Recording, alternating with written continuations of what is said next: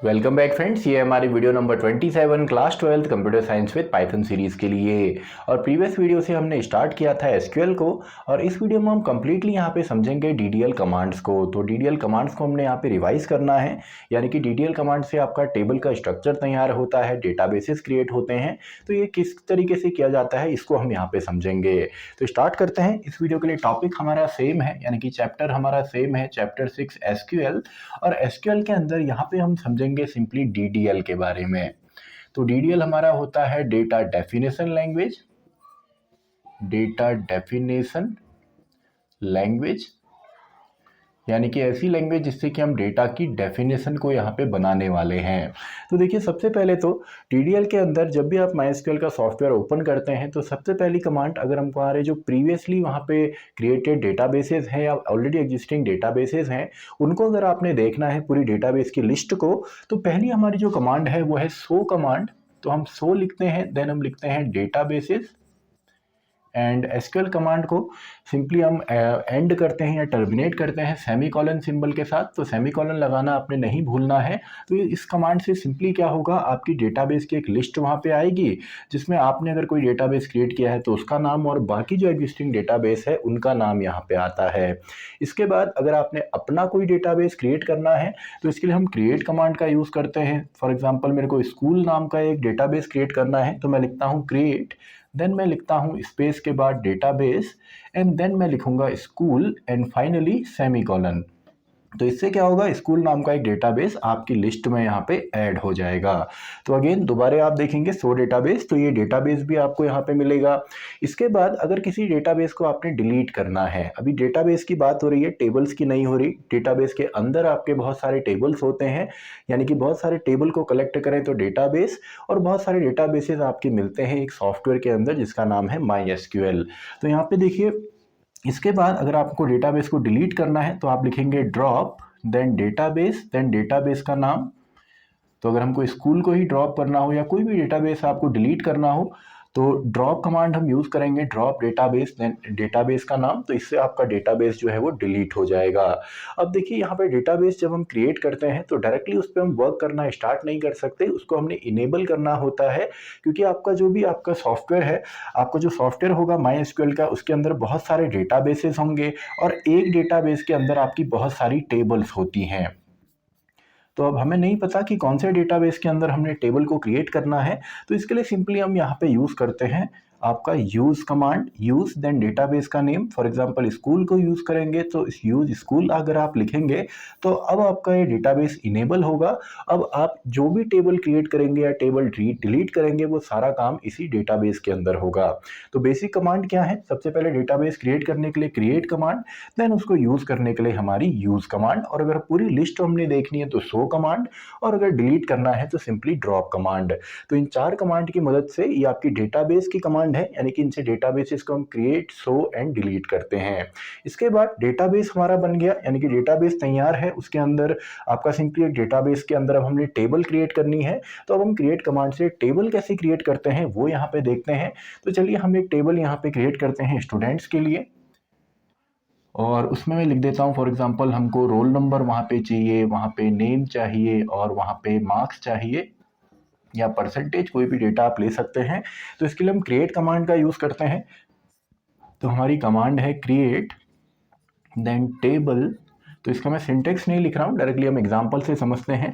तो मान लेते हैं ये स्टूडेंट नाम की हमारी या स्टूडेंट्स नाम की हमारी टेबल होगी, जिसमें ये तीन हमारे कॉलम्स यहाँ पे होंगे। तो क्रिएट टेबल, टेबल का नाम है students, create table students, and then हम इसके अंदर इसके जितने भी कॉलम है, तो जो आपका एसक्यूएल है इसको हम मल्टीपल लाइंस में भी लिख सकते हैं। तो मैंने क्रिएट टेबल स्टूडेंट्स लिखा, देन ब्रैकेट स्टार्ट या स्मॉल ब्रैकेट स्टार्ट, देन इसके जितने भी हमारे यहाँ पे कॉलम्स हैं उनको आप लिखेंगे। तो पहला मैं यहाँ पे लिख लेता हूँ फॉर एग्जांपल रोल नंबर। तो इसका सिंटेक्स भी आपने समझना है, क्रिएट टेबल, टेबल का नाम, देन आपका सबसे पहले आता है जो कॉलम का नेम है, यानी कि जो टेबल के अंदर हम कॉलम बनाएंगे। तो हम जो कॉलम बनाएंगे इसका नेम आएगा। देन इसमें डेटा टाइप क्या इंसर्ट हम करेंगे, तो इसमें हम इंटीजर टाइप का डेटा रखेंगे और इसमें अगर कोई कांस्टेंट आपने देने हैं, देखिए कांस्टेंट हमारे होते हैं, कुछ फीचर्स होते हैं जिसकी मदद से हम इंटीग्रिटी यहाँ पे चेक करते हैं एसक्यूएल डेटाबेसेस की, यानी कि जो डेटा हम उसमें एंटर कर रहे हैं वो करेक्ट है कि नहीं है।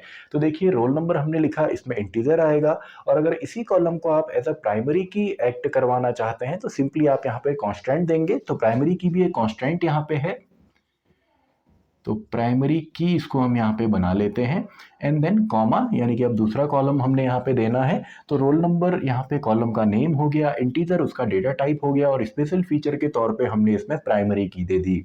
इसके बाद नेक्स्ट है हमारा नेम। तो नेम हम इंटर करेंगे और इसमें डेटा टाइप हम यूज़ करेंगे कैरेक्टर का, जो कि होगा 30। एंड आप चाहें तो इसमें और कांस्टेंट दे सकते हैं, जैसे कांस्टेंट हमारा है नॉट नल।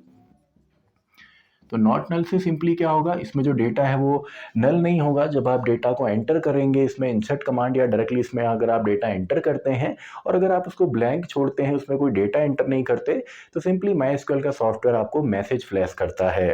तो देखिए सिंपल सा है, यहाँ पे नॉट नल हमने लिखा, कॉमा, इसके बाद थर्ड हमारे पास यहाँ पे है मार्क्स, और मार्क्स भी हम देंगे इंटीजर में, और यहाँ पे हम दे देते हैं फॉर एग्जांपल जो हमारा लास्ट यहाँ पे कांस्टेंट है यूनिक। तो इसके बाद सिंपली हमने ब्रैकेट क्लोज किया एंड सेमीकोलन। तो इस कमांड से आपका टेबल जो है वो तैयार हो जाती है। तो देखिए यूनिक यानी कि इसमें यूनिक डेटा आएगा, डुप्लीकेट डेटा नहीं आता। इसके अलावा और भी कांस्टेंट होते हैं, फॉरेन की है, आपका चेक है, तो वो भी आपके होते हैं, लेकिन बेसिकली हमारे इनका ही यूज़ करने को यहाँ पे पूछा जाता है। तो इसके बाद आपने एक बार अगर टेबल बना दी, तो इसके बाद नेक्स्ट जो हमारी कमांड है, टेबल क्रिएट करने के बाद अगर आप टेबल को रिनेम करना चाहते हैं, फॉर एग्जाम्पल अभी नेम हमने स्टूडेंट्स दिया है, तो अगर आप इसको चेंज करना चाहें तो अभी यहाँ पे क्रिएट के बाद अगली जो कमांड है वो है ऑल्टर कमांड। ऑल्टर करना यानी कि चेंज करना। तो ऑल्टर टेबल हम लिखते हैं, देन टेबल का नाम यानी कि students, alter table students, and इसको हमने रीनेम करना है, जो रीनेम हम करेंगे। और रीनेम के बाद जो भी आप लिखते हैं, फॉर एग्जांपल STUD मैं यहाँ पे लिख देता हूँ। तो अब आपका जो नया नाम यहाँ पे आ गया है स्टूडेंट्स का, वो हो गया STUD। तो इसके बाद अगर आप यहाँ पे देखते हैं शो टेबल्स, अगर आप करेंगे शो कमांड से आप डेटाबेस भी देखते हैं, टेबल्स भी। अगर आप शो टेबल्स करेंगे तो टेबल्स की एक लिस्ट आती है, एंड उसमें आपको जो स्टूडेंट्स नाम की लिस्ट टेबल है उसका नाम आपको STUD या कोई भी आप नाम देना चाहें वो आपको मिलने वाला है। इसके बाद अगर आपको देखना है कि टेबल को आप डिस्क्राइब करके देखना चाहते हैं, तो एक डिस्क्राइब कमांड भी होती है। तो अगर मैं यहाँ पे लिखता हूँ डिस्क्राइब, देन किसी भी टेबल का नाम, फॉर एग्जांपल अब हमने STUD यहाँ पे कर दिया, तो इससे क्या होगा, आपको सभी वहाँ पे डिस्क्रिप्शन मिलेगा। सबसे पहले फील्ड का नाम, देन उसके अंदर जितने भी उसका डेटा टाइप क्या है, उसमें कोई की तो नहीं है, नल वैल्यू तो नहीं है, कोई अगर डिफ़ॉल्ट वैल्यू है। तो जैसे आप ये कमांड लिखेंगे डिस्क्राइब STUD या कोई भी टेबल का नाम, तो पूरा डिस्क्रिप्शन उस टेबल के बारे में आपको वहीं पर मिल जाएगा। इसके बाद ये तो हमने यहाँ पे कर दिया, आपका टेबल क्रिएट करी, टेबल को देख लिया, उसको डिस्क्राइब भी कर लिया। अब अगर इस टेबल में कोई चेंज करना है, यानी कि इसके स्ट्रक्चर में चेंज करना है, जैसे टेबल का स्ट्रक्चर हमारा बन गया, इसमें हमने रोल नंबर दे दिया, इसमें हमने नेम दे दिया, मार्क्स दे दिया। अब मान लीजिए हमें लगा कि कहीं पे हमने इसमें एक नया कॉलम ऐड नहीं किया, या और कॉलम ऐड करने थे, प्राइमरी की ऐड करना आप भूल गए, तो इसके लिए भी हम ऑल्टर कमांड का ही यहाँ पे यूज करते हैं। तो सबसे पहले ऑल्टर, तो मान लेते हैं इसमें एक नया कॉलम हम ऐड कर लेते हैं, फॉर एग्जांपल ग्रेड नाम से। तो alter table students, and then मैं यहाँ पे लिखता हूँ ऐड, एंड यहाँ पे मैंने दे दिया ग्रेड, और ग्रेड में मैं दे देता हूँ फॉर एग्जांपल सिंपली, चलिए यहाँ पे कैर हम दे देते हैं।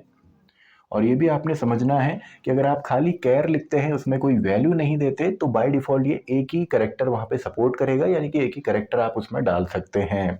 तो इससे क्या होगा, एक और नया कॉलम यहाँ पे ऐड हो जाएगा। तो alter table students add grade and this. इसके अलावा अगर आप प्राइमरी की ऐड करना चाहते हैं, तो ऑल्टर टेबल स्टूडेंट, तो स्टूडेंट तो नहीं, हमने STUD कर दिया, चलिए इसको स्टूडेंट ही फिलहाल हम रहने देते हैं।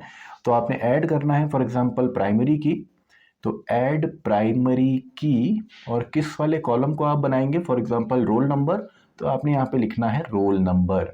तो इससे क्या होगा, प्राइमरी की आपकी ऐड हो जाएगी, यानी कि रोल नंबर आपका जो फील्ड है या कॉलम है वो एज अ प्राइमरी की अब एक्ट करेगा। इसके अलावा अगर आपने यहाँ से ड्रॉप करना है कोई चीज़, यानी कि किसी कॉलम को आप ड्रॉप करना चाहते हैं, तो ऑल्टर टेबल स्टूडेंट, देन आप लिखेंगे ड्रॉप, एंड ड्रॉप के बाद जिस भी कॉलम का आप नेम लिखेंगे वो कॉलम आपका डिलीट हो जाएगा। फॉर एग्जांपल नेम, मार्क्स या कोई भी आप कॉलम ड्रॉप करना चाहें। इसके अलावा अगर आपने डेटा टाइप मॉडिफाई करना है तो इसके लिए भी यहाँ पे ऑल्टर कमांड ही है। ऑल्टर टेबल, टेबल का नाम यानी कि स्टूडेंट, एंड देन हम लिखते हैं मॉडिफाई, देन हम लिखेंगे मॉडिफाई, एंड देन हम यहाँ पे कॉलम का नेम लिखते हैं यानी कि रोल नंबर, एंड देन इसमें नया डेटा टाइप एंड कोई कांस्टेंट देना है तो वो भी आप दे सकते हैं। तो आई होप आपको समझ में आया होगा। केवल जो मेन हमारे यहाँ पे जो टॉपिक्स हैं डीडीएल कमांड्स के अंदर वो इतने ही हैं, यानी कि सबसे पहले डेटाबेस को क्रिएट करना और उसके कमांड, साथ में टेबल को क्रिएट करना उसके कमांड, कॉन्स्टेंट्स के बारे में हमने समझा। और अगर एक बार टेबल क्रिएट करने के बाद अगर आप उसमें कोई चेंजेस करना चाहते हैं तो सिंपली आप उसमें चेंज भी कर सकते हैं ऑल्टर टेबल कमांड की मदद से। तो आई होप आपको यहाँ पे कंप्लीट रिवीजन हो गया होगा सिंपली डीडीएल कमांड का। तो इसी के साथ हमारी ये वीडियो भी खत्म होती है, वीडियो नंबर 27। तो मैं मिलता हूँ आपसे नेक्स्ट वीडियो में, वीडियो नंबर 28, जहाँ पे हम डिस्कस करेंगे आपका डीएमएल कमांड को, वीडियो नंबर 28।